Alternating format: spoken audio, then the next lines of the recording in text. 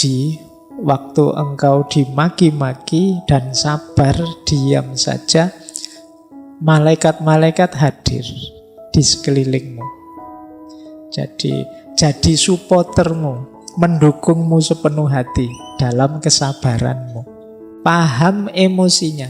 Jangan dikira ini mudah loh. Banyak orang yang tidak mengenali emosinya.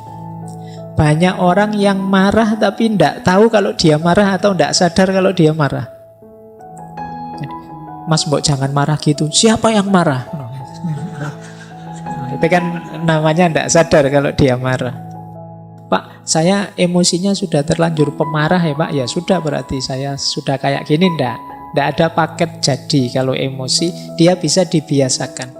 Jadi kalau urusan emosi bisa kita kendalikan. Dan jangan khawatir kalau katanya Goleman malah bisa lebih 80% kesuksesan hidup itu ditentukan oleh emotional quotient, kecerdasan emosi.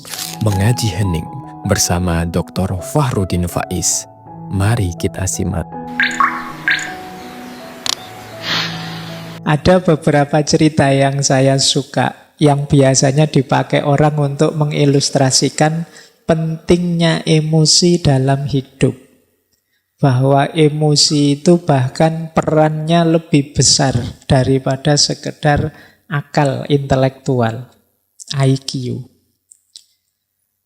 Cerita pertama biasanya cerita tentang yang dipakai untuk menjelaskan kecerdasan emosi ini, cerita tentang seorang mahasiswa. Jadi ada cerita seorang mahasiswa yang di barat, cerdasnya luar biasa. Mahasiswa ini mungkin IPK-nya sudah perfect 4. Berarti nilainya A terus. Zaman saya kuliah dulu bahkan ada nilai yang A+. Jadi itu berarti lebih dari A. Nah, mahasiswa ini nilainya perfect terus. Tapi kemudian ada satu peristiwa yang membalik nasibnya. Padahal orang menganggap ini masa depannya mesti cerah ini. Anak ini jenius, pinternya luar biasa. Nah, peristiwa yang membalik nasibnya ini adalah satu ketika ada seorang dosennya yang memberi nilai amin. Jadi dikasih nilai A ya kurang sedikit lah. Kalau teman-teman kan dikasih amin itu sudah sujud syukur. Karena biasanya dapatnya E, dapat B, dapat amin, alhamdulillah mungkin gitu. Tapi karena dia ini selalu dapat A, begitu dapat amin, tidak terima dia. Karena dia nganggap aku ini perfect kok, dapat amin, salahku di mana? Kalau hari ini mungkin sudah WA dosennya. Nah, cuma anak ini saking marahnya, kemudian pulang, ambil senjata di rumah, balik ke kampus, dosennya ditembak, tewas. Nah, jadi dia sangat cerdas secara IQ, akalnya, tapi secara emosi dia sangat lemah, sangat rendah. Nah, ini cerita pertama. Bagaimana emosi bisa mengubah nasib kita dalam sekejap. Semula orang membangga-banggakan ini masa depannya cerah, tiba-tiba hanya karena nilai amin tadi masa depannya terbalik sekarang. Mungkin urusannya terus penjara, dia di penjara lama. Cerita kedua. Kita ke Cina sekarang. Kalau tadi dari Amerika, dari Barat, kita ke Cina. Ada cerita yang saya ingat dari Genghis Khan. Genghis Khan ini dulu pernah kita bahas ya secara khusus, orang hebat. Genghis Khan ini dikenal memelihara burung elang. Kemana-mana selalu diikuti oleh burung elang peliharaannya. Nah, satu ketika dalam perjalanan penaklukan, Genghis Khan ini kehausan. Akhirnya dia mencari sungai untuk minum air. Pas di pinggir sungai, dia melihat, wah ini ada sungai jernih ini. Terus dia mengambil wadahnya, terus ambil air untuk diminum. Tapi begitu air mau diminum, tiba-tiba elangnya ini menyambar dia, menyambar wadah itu sampai tumpah. Wah, marahnya Genghis Khan luar biasa. Ini gimana sih ya? Elang sudah dilatih baik-baik, sekarang kok malah kayak gini, mabuk apa ya? Terus ya cuma sabar karena elang kesayangan kan, ya wis ndak apa-apa lah, mungkin dia lagi ndak sadar elangnya. Terus dia ngambil lagi. Sampai 3 kali begitu, elang itu nyamber terus. Jadi sampai air minumnya tumpah terus. Saking jengkel ya, akhirnya wah ini ndak bisa dibiarkan, ini melecehkan seorang Genghis Khan. Jadi akhirnya yang keempat dia ambil air sambil ancang-ancang pegang pedangnya. Begitu benar dia ngambil air, elangnya menyambar, disikat elang itu dengan pedangnya, mental, elangnya tewas, tempat airnya juga mental ke dalam air. Nah, begitu dia puaskan, rasain, mati kamu. Wong elang aja kok berani-beraninya melawan aku. Begitu dia ngambil tempat minum tadi yang jatuh ke dalam air, dia melihat ternyata di dalam air ada bangkai ular. Yang bangkai ular ini beracun. Nah, dia baru sadar ternyata elang tadi ingin menyelamatkannya, bukan ingin mengganggunya. Kalau dia minum air dari tempat tadi bisa keracunan. Jadi ini pelajaran kedua. Bagaimana emosi sering membuat kita salah dalam memutuskan. Ya kayak Genghis Khan tadi. Ada lagi cerita ketiga.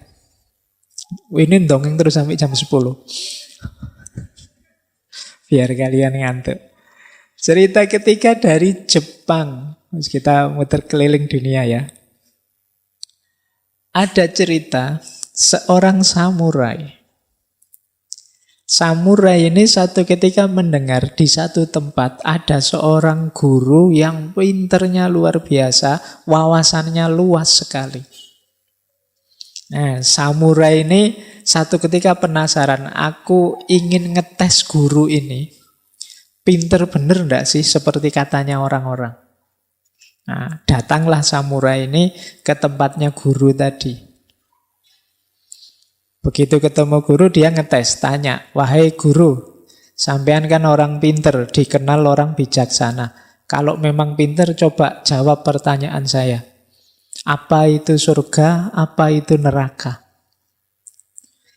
Nah, terus guru ini terus ngomongnya malah nyelekit. Kalau orang seperti kamu, levelmu ini tidak pantas saya menjelaskan macam-macam. Kamu preman aja ke orang gitu. Terus ngomong gitu. Wah, marah ini samurai. Dia melotot marah-marah. Katanya kamu orang pinter, orang bijaksana. Masa saya tanya gitu aja, jawabanmu nyelekit. Wah, dia marah, panas. Terus kata gurunya, nah ini namanya neraka. Wah kan, takjub dia dengan jawaban guru tadi. Oh iya ya, berarti marah, terus tidak terkontrol. Ini namanya neraka, luar biasa. Baru sadar ini memang orang pinter, tenang. Wah terima kasih guru, saya baru percaya kalau sampean orang pinter. Terus kata gurunya lagi, nah kalau ini namanya surga. Jadi ini surga, ini neraka. Jadi surga neraka kita berhubungan dengan emosi yang kita rasakan. Pelajaran ketiga dari cerita. Cerita keempat. Tidak apa-apa ya. Terakhir wes tidak apa-apa. Biar kalian nunggu-nunggu teorinya tidak ketemu-ketemu. Kita ke Arab, ke Madinah. Cerita tentang Sayyidina Abu Bakar, sahabatnya Rasulullah. Jadi satu ketika beliau ini sedang ngobrol-ngobrol bersama Rasulullah di depan masjid. Tiba-tiba datang beberapa orang yang rupanya benci Abu Bakar. mendekat ke Abu Bakar, terus orang ini maki-maki. Pokoknya ngomong jelek-jelek tentang Abu Bakar. Abu Bakar ya karena beliau orang baik, ya beliau sabar, diam saja. Ndak mengabaikan orang yang ngomong aneh-aneh ini. Tetap beliau fokus pada Rasulullah. Rasulullah tersenyum melihat perilakunya Abu Bakar. Terus ngobrol dilanjutkan. Nah, orang yang maki-maki tadi kan tambah sebel. Wong saya maki-maki kok dicuekin. Tambah dia maki-maki lagi ke Abu Bakar. Nambah lagi maki-maki. Berulang sampai 3 kali. Yo, Abu Bakar juga manusia kan? Bolak-balik dimaki-maki yo panas juga. Akhirnya Abu Bakar mungkin saking jengkelnya jawab akhirnya. Jadi tidak diam saja. Bales maki-maki juga. Nah, begitu Abu Bakar bales maki-maki, Rasulullah yang tadi tersenyum, terus berdiri, terus pergi. Wah, Abu Bakar tidak enak. Wah, masalah ini mesti. Nah, setelah itu Abu Bakar mengejar Rasulullah. Beliau bertanya, wahai Rasulullah, mengapa kok tadi senyum-senyum begitu saya jawab, kok terus panjenengan pergi menjauh dari saya? Kata Rasulullah, tadi waktu engkau dimaki-maki dan sabar diam saja, malaikat-malaikat hadir di sekelilingmu. Jadi supportermu, mendukungmu sepenuh hati dalam kesabaranmu.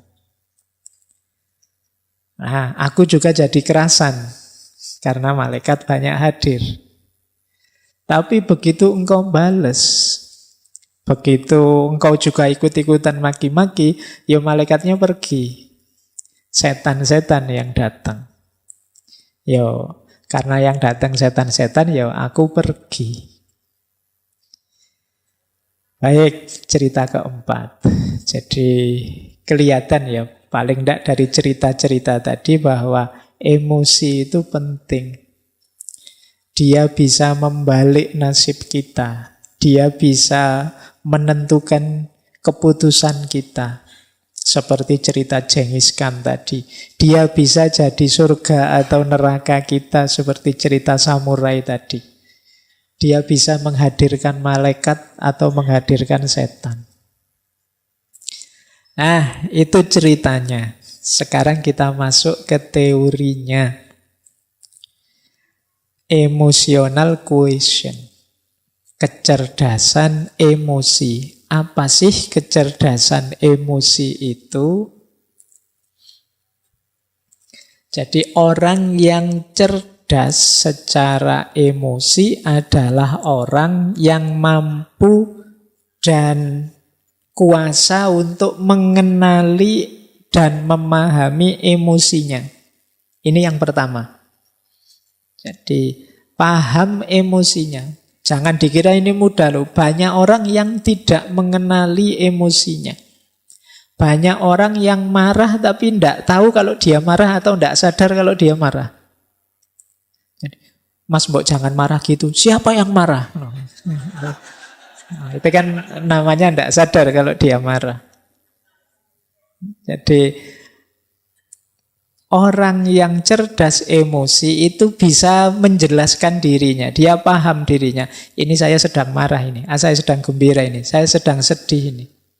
Kan banyak orang yang menyangkal emosinya sendiri. Wah, kamu jatuh cinta ya? Enggak, katanya siapa. Tapi tiap hari stalking, lihat Facebooknya, lihat. Jadi paham emosinya dan bisa menggunakannya secara pas. Baik untuk membereskan dirinya maupun saat berhubungan dengan orang lain. Ini namanya cerdas secara emosi. Diri sendiri dan yang lain. Karena nanti ada kalanya orang itu bagus untuk dirinya sendiri, tidak bagus untuk orang lain. Atau sebaliknya. Bagus untuk orang lain, tidak bagus untuk dirinya sendiri. Kalau dalam etika filsafat itu orang yang bagus untuk dirinya sendiri tapi buruk untuk yang lain, namanya orang egois. Ada orang yang mengorbankan dirinya untuk orang lain, berarti kan bagus untuk orang lain, tapi jelek untuk dirinya, namanya orang altruis. Jadi, orang cerdas emosi itu imbang. Ya baik buat dirinya, baik juga buat orang lain, dan dia paham tentang emosi-emosi yang ada dalam dirinya. Itu ada datanya kalau teman-teman mahasiswa ingin mendalami. Istilah ini pertama kali digunakan oleh Peter Salovey dan John Mayer. Tapi yang paling mempopulerkan istilah ini ya Daniel Goleman. Teman-teman insya Allah yang mahasiswa pasti pernah dengar nama ini dengan bukunya Emotional Intelligence. Why it can matter more than IQ. Terjemahannya dalam bahasa Indonesia sudah ada. Bajakan bukunya juga ada. Ya, sekarang buku baru itu sedih penerbitnya, bajakannya lebih cepat daripada sini masih belum jadi yang dijual bajakan itu sudah rame. Yang penerbitnya belum laku satu pun malah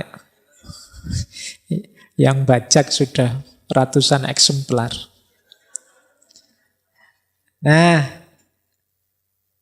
Tempatnya di mana kecerdasan emosi kalau pakai teori neuroscience posisi otak? Otak kita itu kan ada 3 bagian. Ada bagian luar, ada bagian dalam, ada bagian bawah. Bagian paling luar itu namanya neokortek. Di situ tempatnya mikir, merenung, refleksi. Jadi IQ, reason, itu ada di neokortek. Nanti bagian dalam ada limbic system. Di situ emosi-emosi. Ada yang paling bawah namanya reptilian complex atau akal reptil. Kalau ini insting. Insting untuk bertahan hidup, insting untuk mencari selamat, insting untuk berketurunan, dan lain sebagainya. Itu yang paling bawah, mungkin daerah dekat leher sini. Ada yang lebih dalam untuk emosi-emosi namanya limbic system. Yang paling luas, paling besar itu neokortek. Kecerdasan emosi itu ya ketika aspek reason ketemu dengan aspek emosi.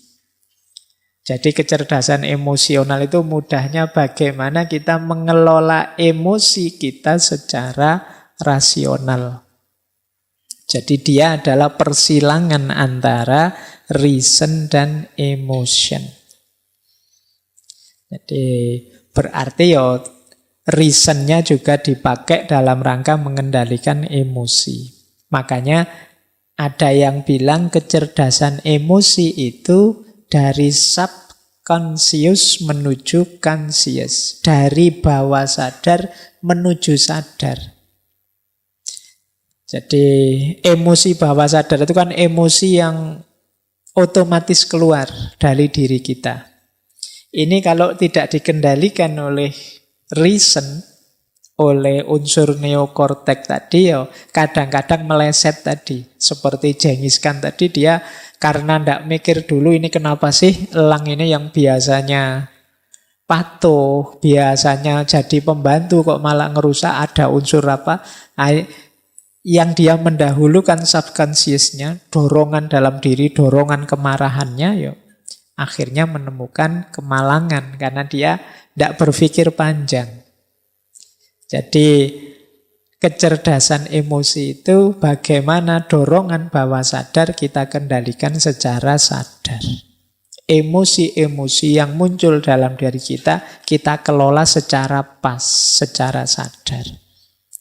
Inilah kecerdasan emosi. Ini Untuk yang ini silahkan nanti yang ingin belajar neuroscience tentang konstruksi akal kita. Baik, saya lanjutkan. Tidak berlama-lama di situ nanti teman-teman puyeng.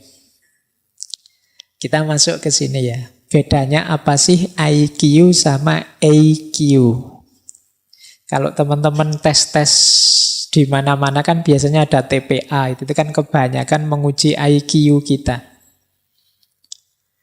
Kalau IQ ya titik beratnya pada logika, analisis, dan relatif permanen. Jadi tingkat kecerdasan kalau aspek IQ ini relatif, makanya ketika diukur bisa, oh IQ-nya sekian, IQ-nya sekian. Itu bisa karena relatif permanen. Nah, beda dengan emotional quotient. Beda dengan kecerdasan emosi. Kalau kecerdasan emosi ini tidak paket, tidak harga mati. Dia bisa dipelajari, bisa dikembangkan. Jadi, Pak, saya emosinya sudah terlanjur pemarah ya Pak. Ya sudah, berarti saya sudah kayak gini, enggak ada paket jadi kalau emosi, dia bisa dibiasakan. Saya orangnya memang cengenges-cengenges gini oh Pak, ya sudah paket dari sana misalnya. Enggak ada paket kalau emosi. Kalian bisa jadi orang pemarah, bisa jadi orang penyabar kalau mau. Ya kalau enggak mau ya terkecuali, tapi kalau mau pasti bisa. Pak, saya itu enggak telaten yang gitu-gitu. Kalau mau pasti bisa. Telaten itu bisa dilatih. Jadi kalau urusan emosi bisa kita kendalikan, dan jangan khawatir kalau katanya Goleman malah bisa lebih 80% kesuksesan hidup itu ditentukan oleh emotional quotient, kecerdasan emosi. IQ hanya sekitar 4%. Nah, jadi ini bedanya IQ dan AQ. Emosi dianggap jauh lebih penting, meskipun di situ saya tulis 40%, karena dari banyak buku itu macam-macam. Yang sangat senang yang menyebutnya 80 ke atas, tapi ada yang 40, ada yang 60, ya kita ambil 40 lah ya. Tapi itu kan sudah besar. Jadi 40% dari hidup itu sudah luar biasa, karena nanti masih ada spiritual, masih ada multiple question yang itu membuat 40 itu sudah sangat besar. Belum nanti minggu depan kita ketemu spiritual. Jadi emosi penting dibandingkan kadar kepintaran kita. Ya seperti tadi ada anak yang pinternya luar biasa tapi hidupnya terbalik dalam satu seketika ketika salah mengambil keputusan dipengaruhi oleh emosi. Kadang-kadang kan kita waktu terpengaruh emosi melakukan sesuatu dan kita sesali selamanya. Kenapa emosi ini penting? Nah, ini asumsi-asumsinya. Jadi asumsi itu dasar berpikirnya. Kenapa kok terus ada kecerdasan emosi? Yang pertama, dalam hidup ini sebenarnya emosi itu lebih mewarnai kita. Jadi kita itu menanggapi sesuatu biasanya yang muncul dulu itu rasa atau emosi kita. Mungkin ada teman-teman atau bapak ibu yang belum pernah ke sini itu. Begitu masuk ke sini itu kan yang keluar dulu kan emosinya. Mungkin seneng, mungkin kaget, mungkin macam-macam. Itu kan emosinya dulu. Baru setelah itu pikiran bermain. Oh, yo pantes rame, wong yo ada minumnya misalnya. Nah, itu pikiran belakangan, tapi kesan awalnya itu yang maju emosinya dulu. Jadi orang itu lebih banyak disituasikan oleh emosinya, bukan oleh pikirannya. Jadi kalian seneng dulu misalnya yang suka ngaji ini, suka dulu dengan ngaji ini, alasannya belakangan. Alasan itu kan dicari-cari nanti, wah enak ngaji ini, santai, wah enak ngaji ini. Itu sebenarnya alasan belakangan. Padune wis seneng duluan. Kalau kalian tidak seneng, dicari-cari juga alasannya untuk tidak seneng. Iki ngaji capopo, tidak ono Qur'ane, tidak ono ini dicari. Nah, itu belakangan juga. Yang lebih dulu apa? Tidak senengnya dulu. Yang setuju filsafat sama anti filsafat itu mesti suka dulu dan atau tidak suka dulu baru cari argumen. Nah, itu manusia. Jadi manusia itu lebih disituasikan oleh perasaan dan emosinya. Baru kemudian pikiran masuk. Meskipun tidak harga mati seperti saya bilang tadi. Bisa saja nanti setelah mikir dalam, wah keliru saya kalau seneng. Harusnya saya kritis ini. Nah ini belakangan tapi bisa diubah. Nah jadi itu asumsi pertama. Manusia itu disituasikan oleh emosi dan perasaannya. Baru kemudian pikiran merespon yang kedua. Pikiran itu kalau sudah merespon, biasanya terus dia menyimpulkan, kalau sudah begitu muncul tindakan. Saya seneng nih, kemudian iya sih karena itu santai, tidak ada tugas macam-macam, ada minumnya, terus akhirnya saya rajin ke sini. Jadi dari emosi masuk ke pikiran, kemudian muncul perilaku dan tindakan. Jadi kalau di situ saya tulis behavior, perilaku itu kan kalau terus-terusan jadi kebiasaan. Dan itulah nanti yang membentuk performan kita, profil kita. Baik, jadi rumusnya itu kalau emotional quotient. Jadi manusia itu disituasikan oleh emosinya, setelah itu pikiran merespon, dari situ muncul tindakan, dari tindakan itulah lahir performan, perilaku nyata dia, dan terakhir ini juga bukan harga mati. Kalau kemudian dia pikir, saya seharusnya tidak begitu, saya seharusnya tidak begini ya, bisa dibiasakan ulang. Yang semula rajin bisa kemudian, saya tidak usah ikut ngaji lagi saja, tidak ngaji lagi itu bisa. Tidak ada harga mati kalau manusia, dimensi batinnya. Terima kasih sudah menyimak.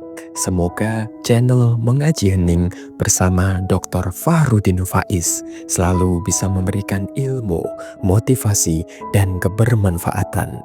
Salam sehat dan bahagia.